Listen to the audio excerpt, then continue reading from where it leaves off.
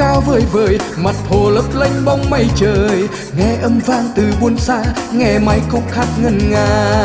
Lời ấy rây anh yêu rồi, và điệu đinh năm em quen rồi. Ta yêu nhau như con suối, yêu thương con sông vườn sông.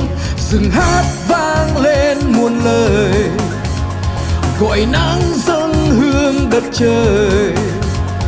Đẹp như bài thơ, tóc em loáng sườn đôi, tay em mềm con suối. Cao nguyên anh em từ đầu, thảo nguyên em xanh màu xanh. Dình Tây Nguyên hát ngàn đời, điệu nhạc quê hương ta tuyệt vời. Khúc hát xưa mùa xuân vui, nồng say âm thanh tràn đầy. Lời ấy rây anh yêu rồi, và điệu đinh năm em quen rồi. Nghe mênh mang bao câu hát đang rung lên trong lòng ta. Rừng hát vang lên muôn lời, gọi nắng dâng hương cho đời.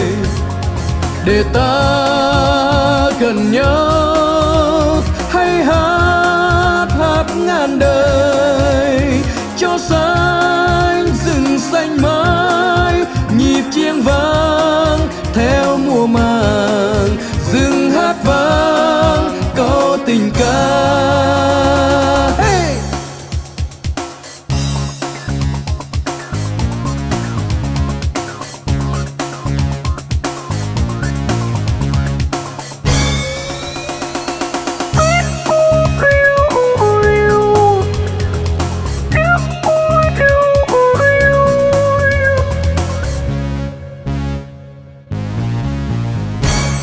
Rừng Tây Nguyên cao vời vời, mặt hồ lấp lánh bóng mây trời.